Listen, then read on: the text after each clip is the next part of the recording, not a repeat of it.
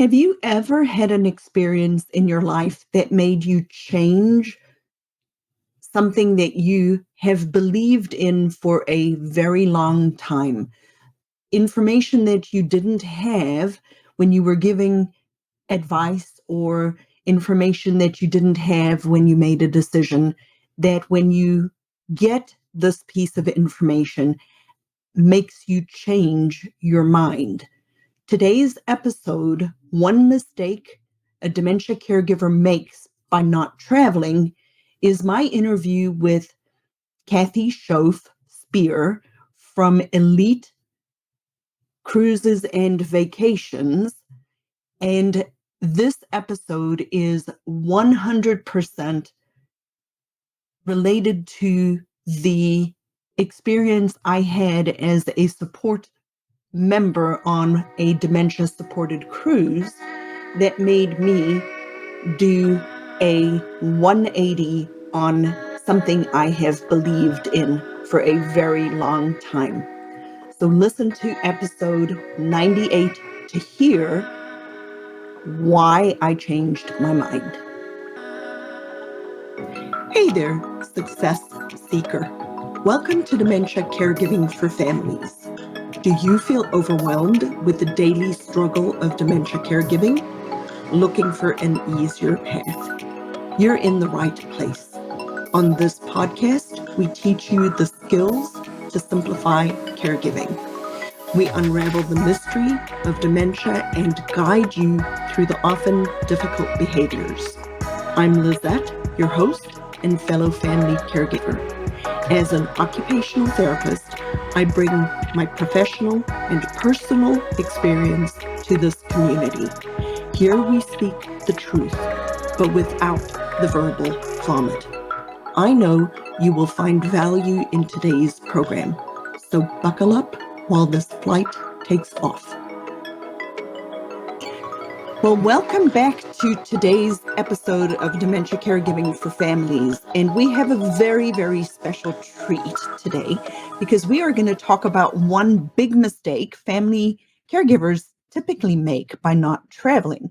And I will tell you, when you actually listen to me in this podcast, you're going to see that this experience that I went on with Miss Kathy totally changed my view as a 30 plus year therapist on traveling with your loved one with dementia. So Kathy, please introduce yourself to the people listening or watching this podcast and tell them what it is that you do, and then we'll get into this program. Hi, everybody. I am Kathy. I'm a registered nurse and a geriatric neurology nurse. I'm also an adaptive technology professional.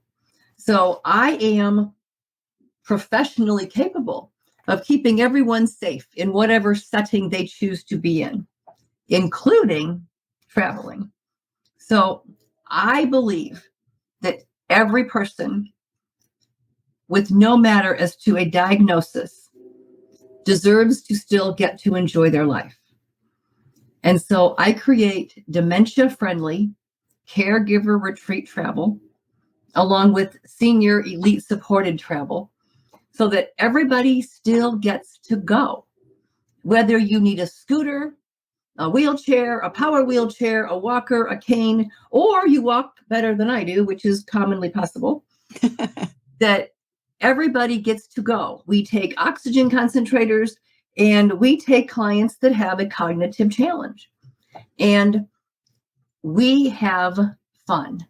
We create opportunities for caregivers to enjoy their loved one and watch their loved one having a blast. And then those caregivers take home in their heart these memories that they get to hold and keep forever. I love that. I love that about you. I love the mission. And full disclosure to everybody listening, I was one of the staff members on one of Kathy's recent cruises, which totally changed my life and totally changed how I think about traveling. Now, before we got onto the podcast, Kathy mentioned to me she gets this question frequently. And so I thought we would start with this particular question because I'm very curious to hear what the answer to the question is. Kathy tells me that she gets asked this particular question very frequently by medical professionals, nurses, other travel professionals. And the question is, why on earth would you do this? So Kathy, why on earth do you do this? I do this because it really, truly matters. It really, honestly makes a difference to the caregivers and to their loved ones. We make experiences possible. We put people's feet in the ocean one more time. We let them experience the Panama Canal. We let them be splashed by a whale. We have wonderful, amazing experiences that people still deserve the chance to have. And is it difficult? Yes. Some trips are more challenging than others, but it's always 100% worth the effort. So we travel with many, many professionals along with me. Please don't think that we take 40 people to the Caribbean with just one nurse. That is not true. We travel with many professionals such as Lizette and other licensed professionals, dementia activity directors, certified nurses aides, people that know how to manage and help us, and people that know how to help the caregivers. Yes, it was probably one of the biggest eye-opening experiences of my life. And later on in our conversation, remind me if I forget, remind me to tell you the story that happened as I was flying out of Fort Lauderdale on my way home as I was waiting for my flight, because I got some perspective from other people who had observed us on the cruise, which was actually tremendously uplifting. So Kathy, tell us a little bit about what a dementia-supported cruise is. What is the purpose behind it? How do we structure it? And give people who are thinking, oh, but they're going to jump over the boat, over the ship, right? Like every person I have spoken to, they're like, but they're going to jump over. I'm like, that thought never crossed my mind. No. Not once. Other things crossed my mind. Possibilities, but not that one. But that one wasn't one of them. So tell people who are listening, who are like, I could never go on a cruise with my family who have dementia. It's, it's too big. How am I ever going to find them again? I can't keep my eyes on them the whole time. Tell people a little bit about how you've designed this, because this is designed. This is not by chance. And the first thing we did creates a private custom conference space with a door. So we have a space that's for our little group on the ship. That's our home base. So we are there for basically all the activities on the ship as a group. So everyone knows what that room is, and it has a door. So if people are concerned about misplacing their loved ones or them wandering off, we do a very good job of keeping them within a space with solid support. So we create a cruise that starts with everybody is a meet and greet at the airport. My staff meets every single family as they come in, assist with luggage, get the luggage and the clients back to the hotel after one of us helps the mom off to the bathroom so that the son does not have to worry about that one more time in his life. And then we have a group hotel the night before the cruise. And then when it's time to leave for the cruise the next morning, we attach the baggage cruise identification tags to everybody's suitcase before they get in the transfer. And then we go to the cruise together. We all go at the same time. Everybody knows where we're going and why we're going, and it's just together so that nobody has to be stressed about how can I hang on to my suitcase and my loved one. We've got the suitcases. You just hang on to your loved one for right now. And we have guys that are capable of pushing the wheelchairs, helping people up and down little steps. And we have also created wheelchair accessible transfers when that's actually needed for someone that's wheelchair bound. On the ship, we concentrate on eating in the dining room. If anybody has ever been on a cruise, you know that one of their happiest places is upstairs in the buffet, where there are 25 countries represented with different genres of food and 900 choices. None of that do our people need. So we work really diligently to get everybody to go to the dining room and eat at a table with a menu and a waiter, where the food is presented to you that you have ordered, and nobody's fighting for a table or trying to figure out what they want to eat. So we try to decrease those stressful experiences as much as we possibly can. My next little trick is that we try very hard to take your loved one out of the cabin in the afternoon so that you have a couple minutes to unpack in privacy without so much help, because sometimes all that help is really not necessary. So being organized and knowing where the stuff is that you know you're going to need for your loved one and yourself is really important. And then we create a workshop sessions with educators like Lizette to come in and create 30 to 40 minute sessions on caregiver ideas, caregiver thoughts, caregiver, we want you to leave our trip with something that you can hold on to, something that you can take home and use. And if it's not useful today, well, then it's probably going to be useful 2 weeks from now, because life just doesn't stay the same. I've now done 53 dementia-friendly cruises. 53. Oh, my word. And one of That's as old as I am. One of the very first ones we ever did, a lady looked at me and she said, okay, Kath, you have taken care of me. You have taken him to the bathroom. You have cleaned up messes. You have done everything to take care of him for an entire week. And if you don't give me something to hold on to when I leave this ship, I'm leaving him with you. And I went, okay. So yes, we will tutor them, make them have opportunities for respite, take care of their loved ones, play games, have interactive ideas and supportive suggestions, and watch entertainment and enjoy music in the evening. But they need some information that can help them go through this journey, help them with the challenges, and some pieces of useful information. And we try really hard to provide that with incredibly capable speakers, which is how Lizette participated just a couple weeks ago. So what's really interesting about what you is I've been in contact with a lot of the people on the cruise after the cruise. So one of the things that I offered them, everybody that was all the family caregivers that were on the cruise, I offered them a free one-on-one consultation. Not everybody took me up on it, but a few people that were on the cruise with us did.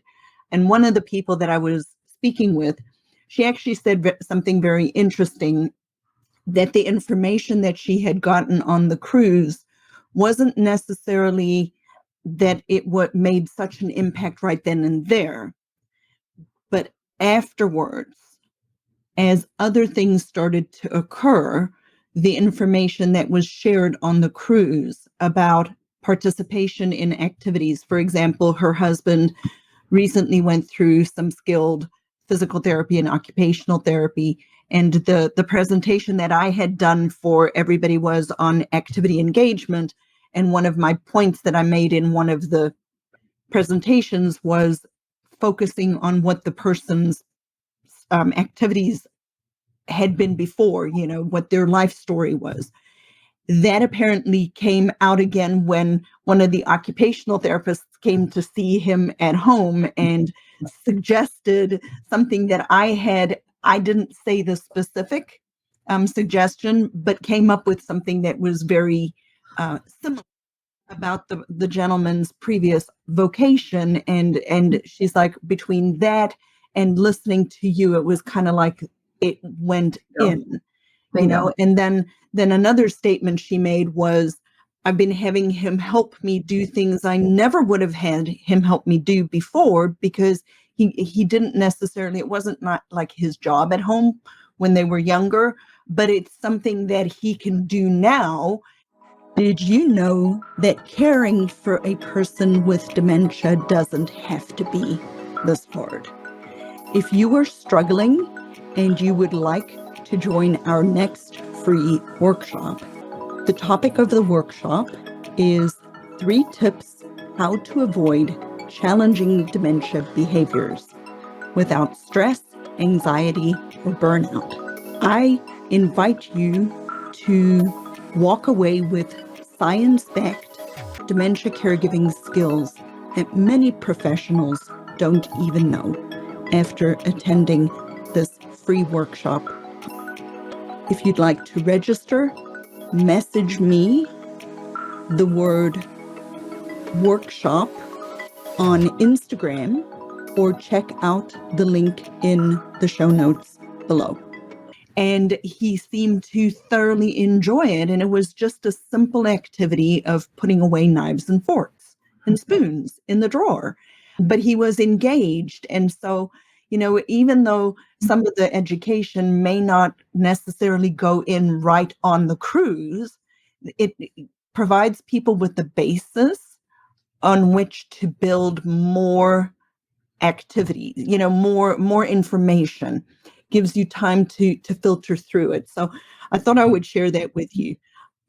Well, I think it gives them the chance to realize that there are options for increased sanity. Because when we're in the middle of this caregiving circus, you become very tired and very stressed at times. And we don't think through all of the options that could be available to us. So that being said, these suggestions that come up in our presentations with our professionals, and or we also do a lot of caregiver circles where we actually put the caregivers in a room. Okay, people, what are you struggling with? Okay, it might be incontinence. It might be he won't stay in the house. It might be he throws his food on the floor. I mean, what's going on? What's going on? Because whatever's going on now is going to be different next week. What's going on? So when they exchange those ideas and thoughts, then they learn coping mechanisms for themselves and actions which will help them manage those kind of quote unquote behavior issues or problems that come up in real life. Mm-hmm. Yeah, what you mentioned there is absolutely one of the biggest benefits that the people that have joined my group coaching program that I've been working with for 9 months have told me. They're like, sometimes we don't have a particular question, but we just come and listen. Mm-hmm. And the repetition over time, because the questions, the way we answer questions as people who have a basis in this particular process is actually very similar every single time, but because a problem is different for one person versus someone else, they don't necessarily think that the answer is like a recipe, but the answer really is a recipe, and we have the recipe. And so when people are in the caregiver circles, which I never had the benefit of going to one of the caregiver circles because I was being the respite queen in the other room, which was one of the best experiences of my life in working with some of the people. And I'll tell you why here in a second. But the opportunity that people get in having that community around them for listening and answering the questions is absolutely invaluable, even though it doesn't always feel like that in the moment. It absolutely can make a tremendous difference for a family caregiver, specifically in my outside looking in view, the primary caregiver who is doing the day-to-day. So if it's a child helping a parent with the day-to-day, or a spouse helping a spouse with the day-to-day, it's not necessarily so valuable for the family that are a little more distant, but it's super valuable for the people who are in the trenches doing the work. It also breaks down that fear of saying something. Mm-hmm. Because, I don't want anybody to know that my loved one did that. Well, guess what? Mine did it 2 weeks ago. So, and was I mortified? Yes.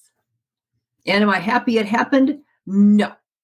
But the fact that it did happen, now we can figure out maybe ideas and thoughts. How do we keep it from happening again? Yes. What do we do to prevent XYZ from happening again? And then the people that are listening to that going, oh, I don't have to deal with that. Well, you know what? They probably will soon.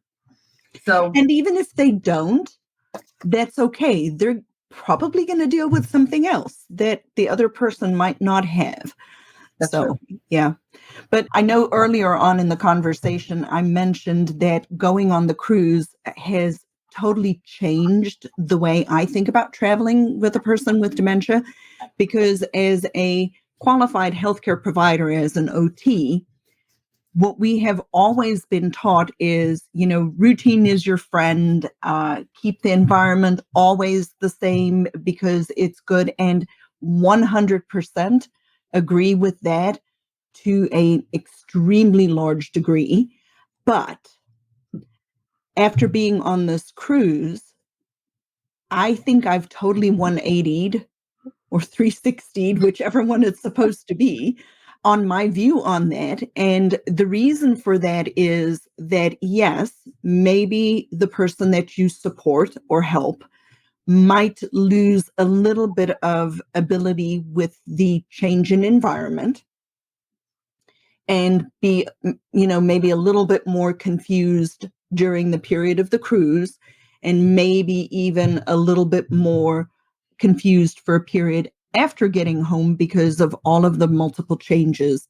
I think the benefit of living and making memories with your family and your family care partners is way more valuable than trying to hold on to a little bit better function for a little bit longer.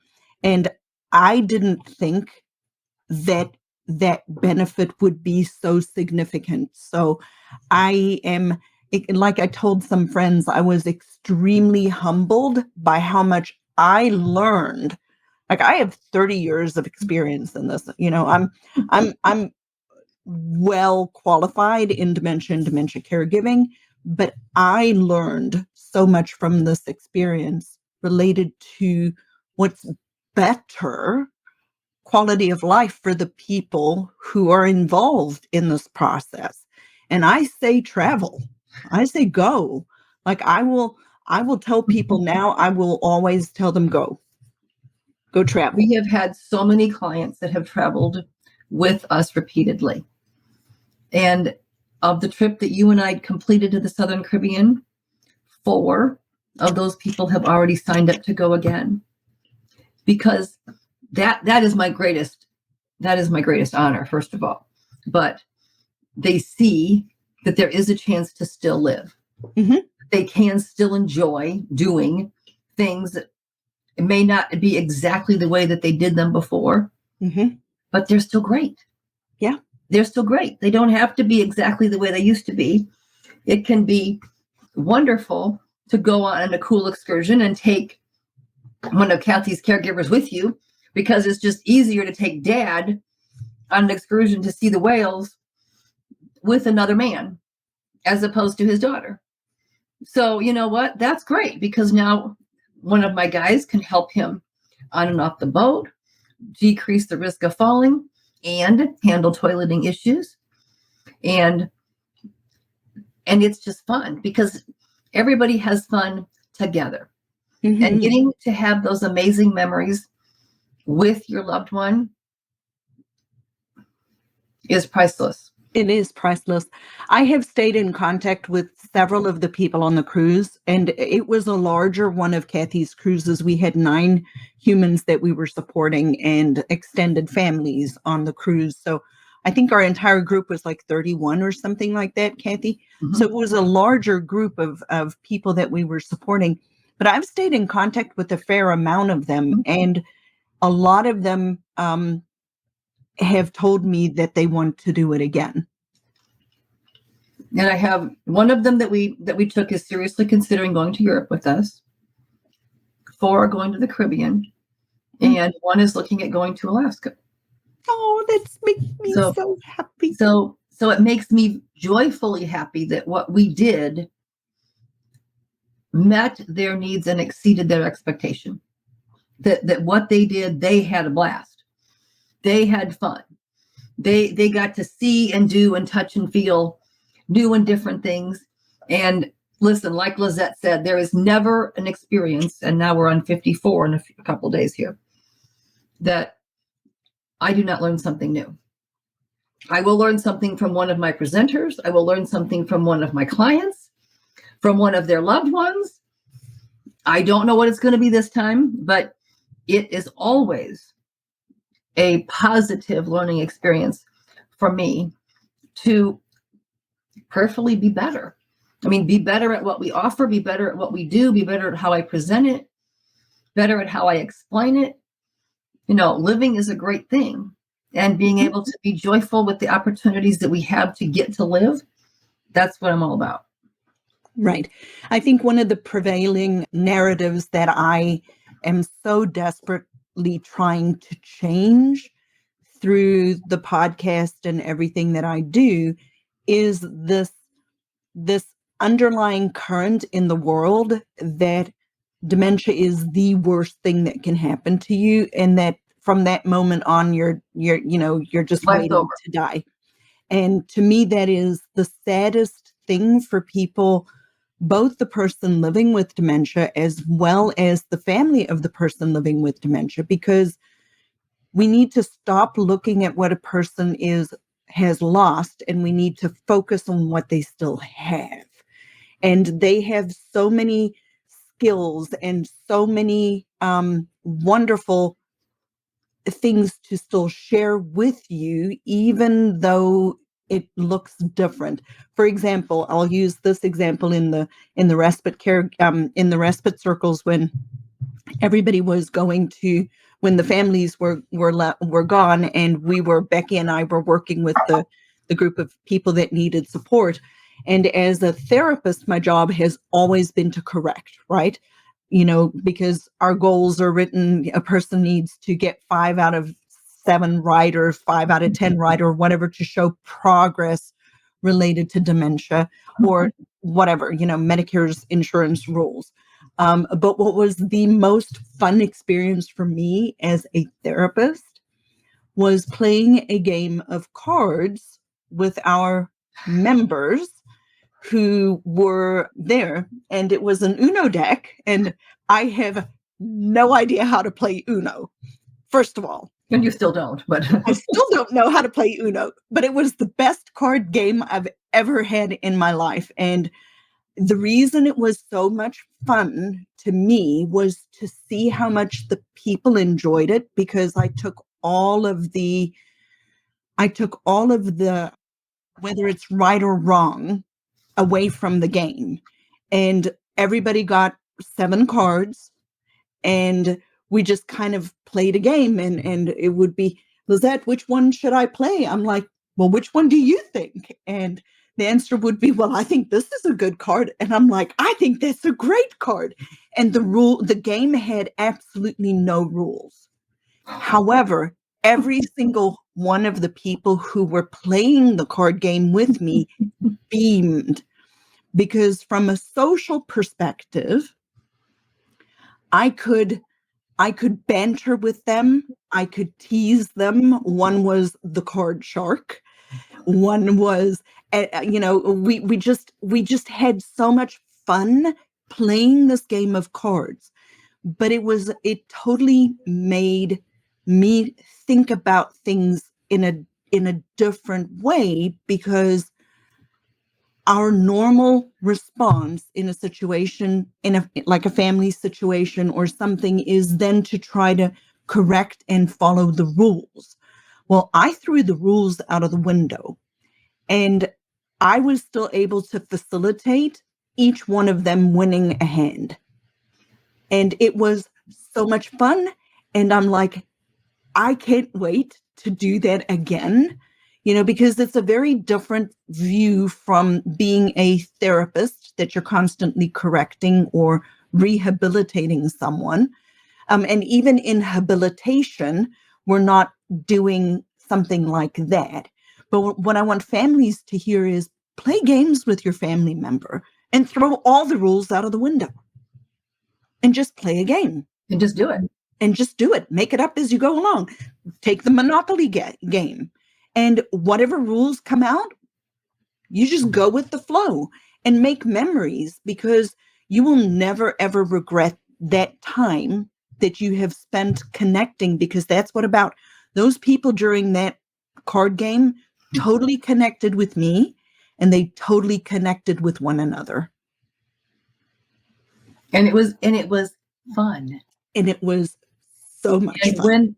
When their families came back from the spa or from tea or from the deck or wherever they went to, everyone is laughing and having a blast. And so now the family feels completely at peace, because when they left their loved ones, they had a good time. Mm-hmm. And they came back, they're happy. Some of them don't even want to leave, which is, I mean, we kind of need them to leave because we have to get dressed to go to dinner. But I mean, not like we needed any more food, Kathy. It's only our honor that they didn't want to leave. Yeah. So it's just an amazing experience to give those caregivers a real respite, so they really honestly can go to the spa. Mm-hmm. And they don't have to worry about spending 45 minutes washing their hair or taking a nap. And they don't have to worry about what's going to happen while they're asleep for the nap. They just get to relax, whatever relax means to them. For sure. So after we left the cruise, mistake number one that I made was I never should have gone to the airport. So never doing that again. I will go to the hotel. It was a bad mistake, but that's okay. But you guys didn't know, and I wasn't really in a position to say you need to go to the hotel. Just it's okay. We all learned that once. Yeah, you learned that one. Note to self: never going to do it again. Right. We all learned that. One of the benefits of me going to the airport early was I was hanging out on the airport for a very long on the floor time, right? Mm-hmm. And so after we finally. Did you know that caring for a person with dementia doesn't have to be this hard? If you are struggling and you would like to join our next free workshop, the topic of the workshop is 3 tips how to avoid challenging dementia behaviors without stress, anxiety, or burnout. I invite you to walk away with science-backed dementia caregiving skills that many professionals don't even know after attending this free workshop. If you'd like to register, message me the word workshop on Instagram or check out the link in the show notes below. Got through TSA, I went to go get myself something to eat before we got on the flight because it was a long day. My flight was at 8:00 that night or something. And I was sitting eating pizza, and there were people that were sitting next to me. I was sitting at the bar because there was no other place to sit on the airport, right? So I'm sitting at the bar, and a couple of people were sitting next to me on the bar, and they were talking to the bartender. And he looked at me and he asked me, where I was traveling and everything. And it came out I was on the Holland America tour cruise, and the people who were sitting next to me kind of looked at me. But then I also mentioned why I'd been on the cruise and that I was part of the a dementia supported cruise. I had staffed it, and the 2 people sitting next to me turned, and their eyes went big and wide, and they're like, "We saw you on the island on Half Moon Cay when we had handicap accessible beach wheelchair, which is a totally wonderful experience." And they were in our section, and they had watched us the entire day help these people and these families, and their testimony about how they experienced it, Kathy, was truly remarkable.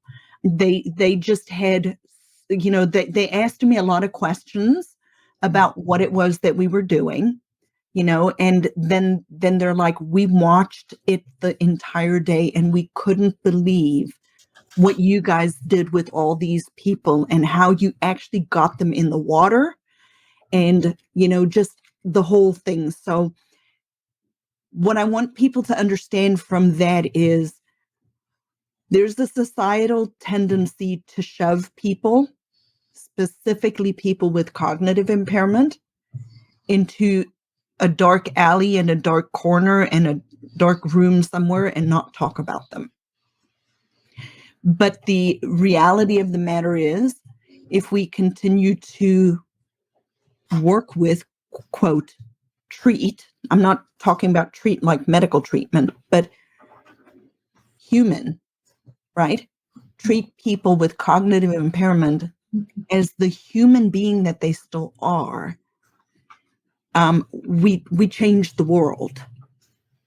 And we change the world for them, but we also change the world for the people watching this. And it takes the stigma away.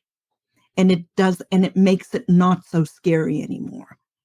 So it was a remarkable testimony to me to hear what they had to say about watching us. Of course, embarrassed me to no end because I was in my bathing suit, but other than that. Well, of course we were, because we were up to our knees in fish and Cheerios and beach wheelchairs. And a rooster. And a chicken. Which anybody who knows me knows I'm the chicken girl. So I forgot to tell you that story the other day when we spoke. I love that. I mean, obviously, that's just amazing. I have had the privilege. In fact, last week I was the keynote speaker at the Physical Therapy Symposium in Florida. I always begin my privilege to speak, and I say, I want everybody in this room to raise their hand if you have nothing wrong with you. Mm-hmm. No arthritis, no heart issues, no diabetes, et cetera, et cetera, et cetera. No, you have no problems. You have no physical ailments. Well, no one can say they have nothing wrong with them. Right. And so the truth is, my response is, you don't want to get put in the corner and told to watch TV the rest of your life. And so just because we have a cognitive challenge does not mean that they want to sit and watch TV for the rest of their life either. Right. Even if it makes it harder for me to figure out how to do it with them, it doesn't mean that we just stick them in front of a TV for the rest of their lives. And there's nothing wrong with TV. And there's nothing wrong with being in front of it. There's nothing wrong with watching a few shows. But there has to be more than just the TV. Correct. And so having the ability to participate in life, then you still own the ability of who you really are. Mm-hmm. I try so hard to make all of our clients represented by who they still are. We had a physician on the last trip. He is still a doctor. Remarkable. He is still a doctor. Mm-hmm. He still is. And he always will be. My mom was a pharmacist from the early 50s when women didn't do those things. She was a pharmacist, period. I mean, she still is that. She doesn't have to give that up because she doesn't have the cognitive ability to perform that anymore. And I think that just the privilege to provide that honor for who these people truly are gives us the opportunity to let them live. Mm-hmm. Let them still live. We have all kinds of fun tricks. I've had a couple of clients, many clients over the years that their families did not want them to drink. And Holland America is... That's a fun one. Excellent. Well, but Holland is excellent with creating mocktails that look exactly like the other items that I asked them to fix. And then everybody gets to enjoy a drink together and they don't know any different. But they get to participate in life. We don't say, no, you can't have a vodka tonic. You just can't have that. No, but you can sure have a 7-Up. And it's still clear. And please bring it in a highball glass so that he gets to enjoy his drink with everybody else. Right. He deserves that dignity. And there's no reason why he can't participate in an after dinner drink with everybody else. Right. Yeah. I just love the detail and the amount of caring and like the team that you've put together to help you go take care of these people on the cruise is just phenomenal. Everybody brings something different to the table, and are extremely complimentary and work so well with each other and with you, but more particularly with the people who require the help. Because they really, it would not be, Kathy couldn't do this without a team. Oh, heavens, no. Oh, heavens. There's just no way. Oh, heavens, no. No way. No way, no how.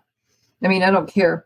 I mean, we have, in many cases, had private duty caregivers, private duty paid caregivers for a particular client or his wife. We have even gone to the extreme of accompanying flights, which we're doing 2 of those thus far to go to Alaska.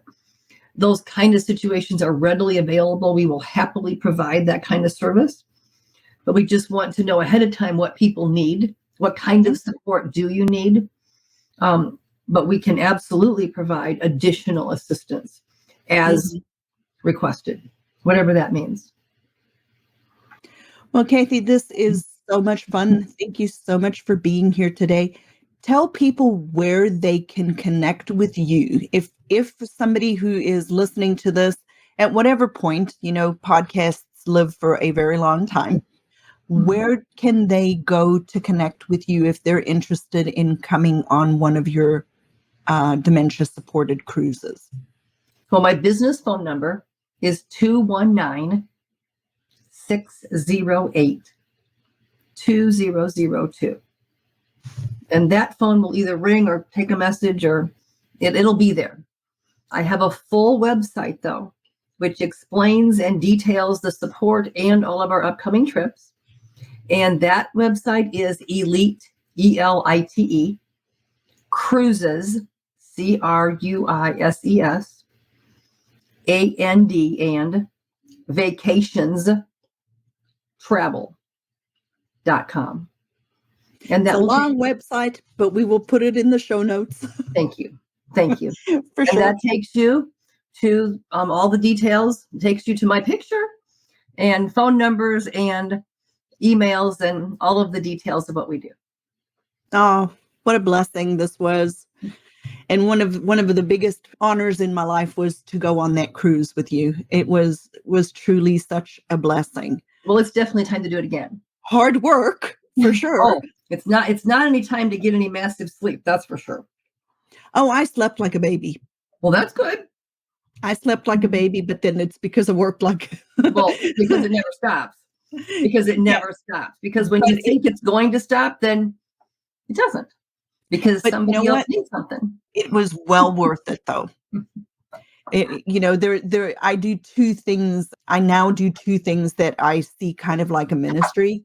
One is I'm a counselor at a biblical worldview student conference as often, as frequently as I can, where I give up a week of my life to not sleep and take care of adolescents between the ages of, 15 until 20, which has a lot of similarities. I was going to say that wasn't that different. with people with cognitive impairment, because they have not quite reached their full capacity. And then this would be another ministry, for sure. It's a ministry. It is. So, well, Kathy, thank you very much. I know you're super busy because I know you're leaving to go on a cruise tomorrow. Thank you. Awesome. Thank you very, very much. You are very welcome. Have a wonderful day. Thanks. Thanks for joining me today, Success Seeker. I pour my heart and soul into this program to serve you. You can serve me by leaving a review on Apple Podcasts and join our free Facebook group, Dementia Caregiving for Families. It's a positive and proactive space to navigate dementia caregiving together. Get practical tools and find support, but without the verbal vomit.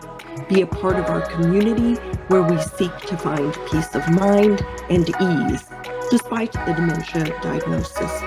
So join today and see you next time. time as our flight takes off.